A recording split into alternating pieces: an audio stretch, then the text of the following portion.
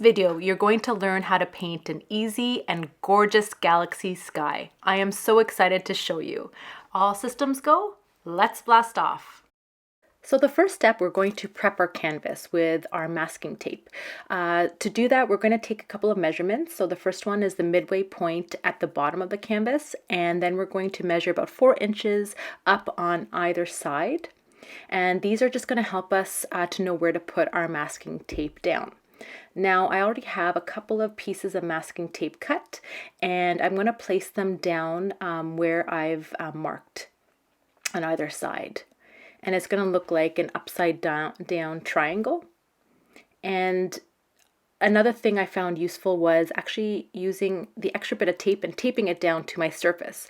And this actually helped me later on when I was blending and prevented the canvas from sliding and just helped it stay in place. So that's a nice little benefit of taping it down to your surface. Next, you'll want a few different colors on your palette. The top is Mars Black, followed by Ultramarine Blue, then Dioxazine Purple, Quinacridone Magenta, and Titanium White. Next, you'll want to use a flat brush or any type of brush you have. I'm using a 1-inch flat brush here, and you'll want to add on your paint for the initial layer. Now, you don't have to worry here about getting it perfect or even blending. We're actually going to be using a sponge later on after we initially get our first layer of paint on. So just slap it on. Even if it's messy, that's totally cool. The only thing we're going to have to make sure we do is to add the layers, so that the black is going to be on the outer edge, followed by the ultramarine blue, then the dioxazine purple, the quinacridone magenta, and then a light pink at the bottom. Another thing to mention is it's always good practice to clean off your brush between the colors. That way we don't muddy up the colors with the previous one. And you'll want to apply a pretty thick layer of paint here because we're going to blend it later on with a sponge, and we don't want it to dry on the canvas before getting to that point. So apply the paint as thickly as you can. If you do find your paint is drying really fast, another option is to use a simple spray bottle with water and just mist your paint directly on the canvas, and that should extend the drying time as well. Now, another option is you can get a product called Gloss Glazing Liquid made by Golden, and I'll add a link in the comment section below.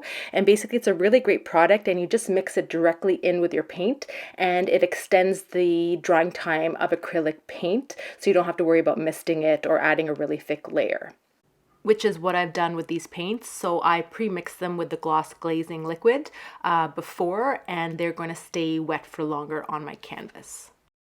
If you're curious what inspired me to paint this galaxy painting, I was actually inspired by a gorgeous picture of the Milky Way I found online. It was taken by a photographer. I believe they were in the Alps in France, and it just was beautiful.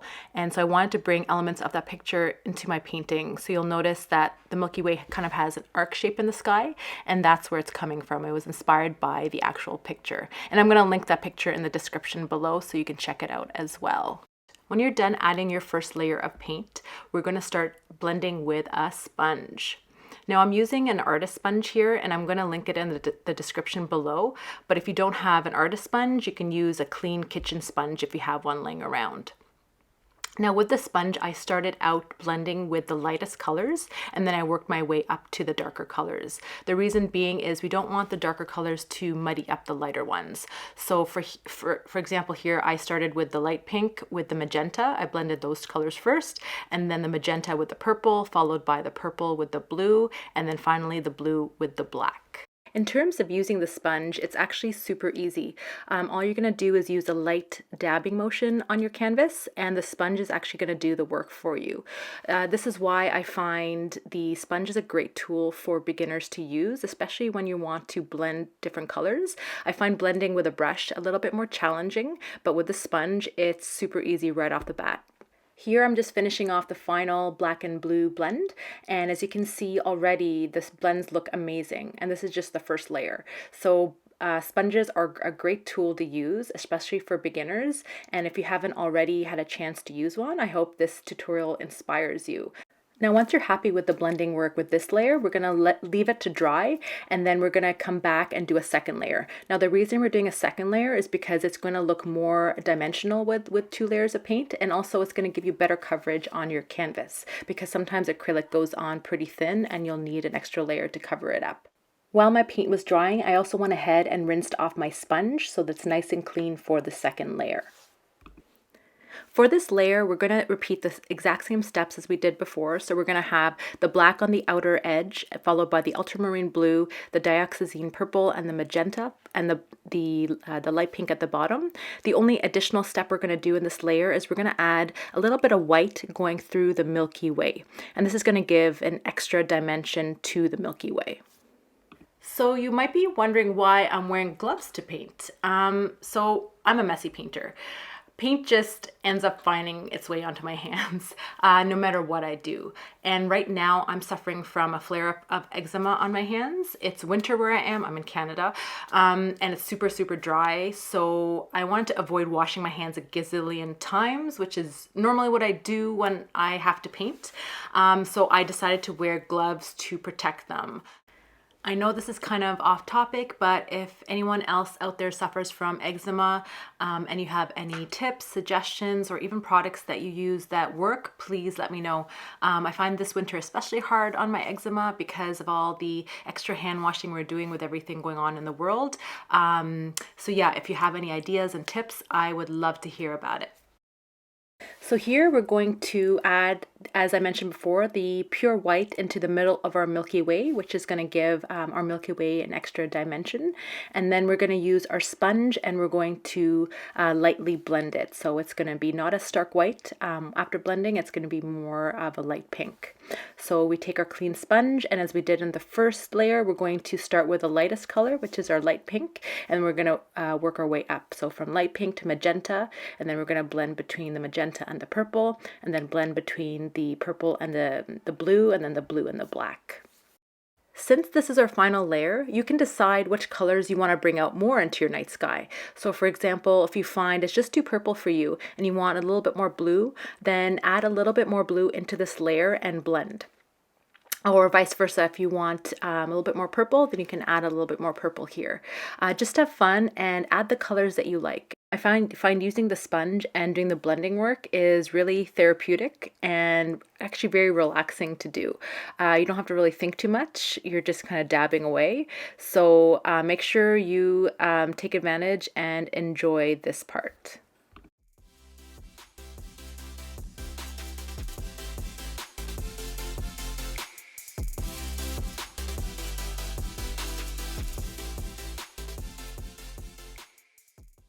Once your second layer of paint is dried, I decided I wanted to add a little bit more white into the middle of my Milky Way.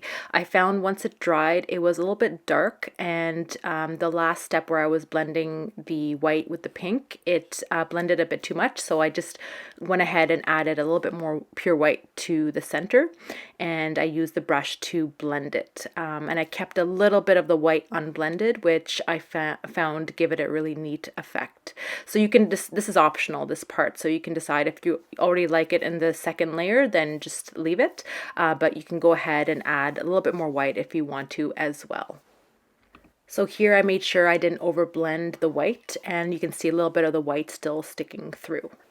Now, to make your galaxy sky a little bit more dramatic and more dimensional, you can add in really subtle nebula clouds. So what I did was I took a little bit of a mix between the pink, the magenta and the white, so it's a light pink, and I just used my sponge to directly apply it to the canvas in different areas around the Milky Way. And I find this gives it the sky a little bit more interest, and once the stars go on over top in the next step, it's going to look gorgeous.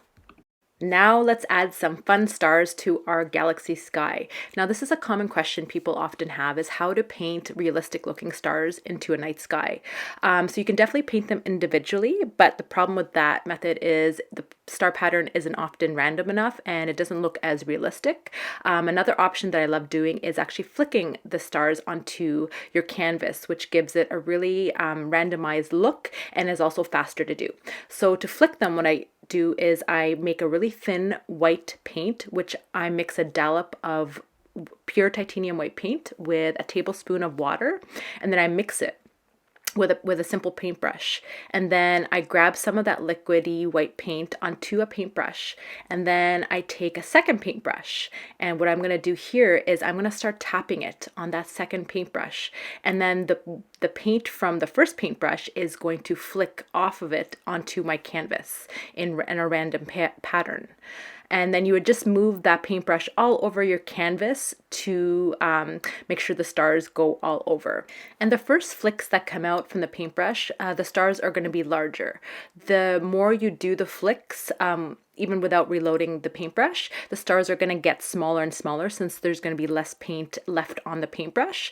So you'll notice here, I don't even dip my paintbrush into the white paint a second time. I just continue on with that same amount of paint I initially put on, and you're going to get more tinier stars as you go, which is going to give the night sky even more of a realistic look to it.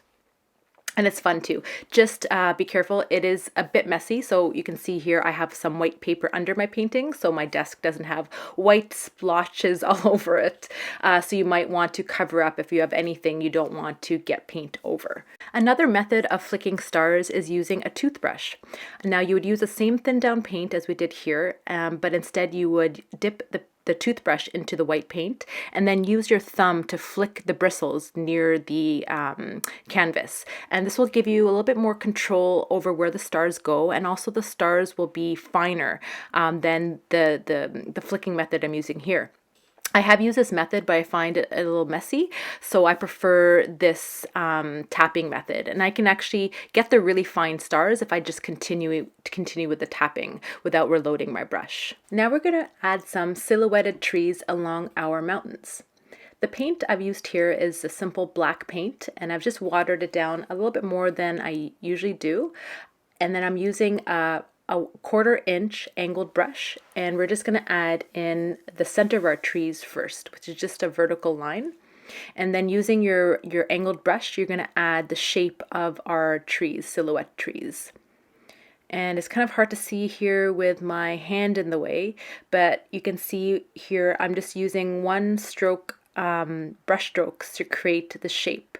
So it's thinner at the top, and then it's wider at the bottom. The trees are wider at the bottom. And I'm zooming in here so you can get a better view.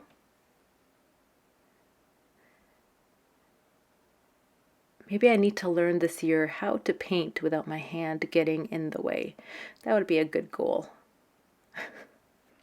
I digress. If you're a bit nervous of putting these trees directly on your canvas, you could practice them on another sheet of white paper before. Another thing is you don't have to get them perfectly here.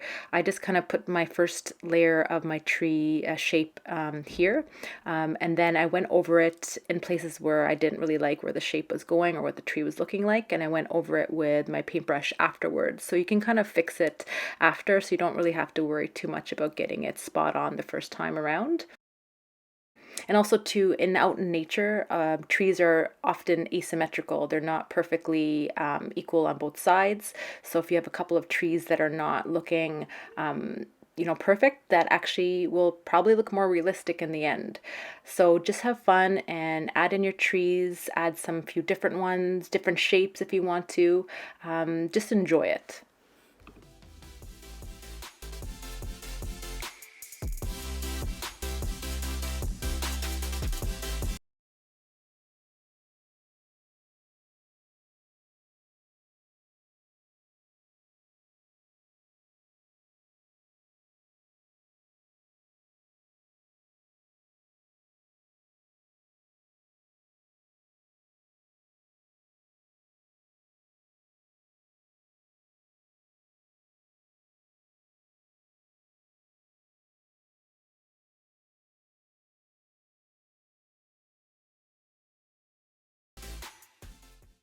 Now let's add a beautiful and magical moon to our night sky.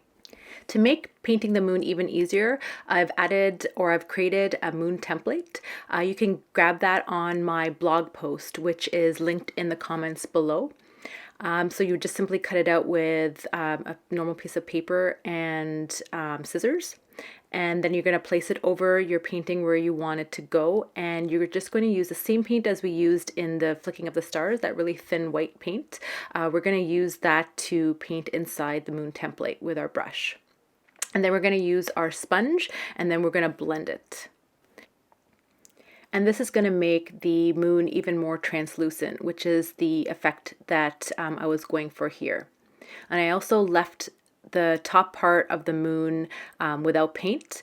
You can definitely cover it if you want. I just like the effect of having, 3/4 of the moon covered with the paint and then leaving a little bit of it not. It just looked a little bit more magical to me. And here I'm going back in and adding a little bit more white paint to the left side of the moon so that it's more opaque on the edges of the moon, and then is more translucent as you move towards the center, which just adds to the effect that I was going for. Now for the big reveal. Take off your template to see your beautiful moon. And voila, it looks gorgeous. You're also going to take off your masking tape. You want to do it slowly so you don't rip off the paint at the edges. There you go, nice, crisp, clean edges. Love it.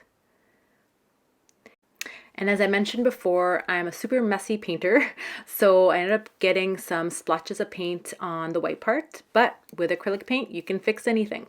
That's the beauty of acrylic. So I just basically went over it with some more titanium white, and it covered it right up.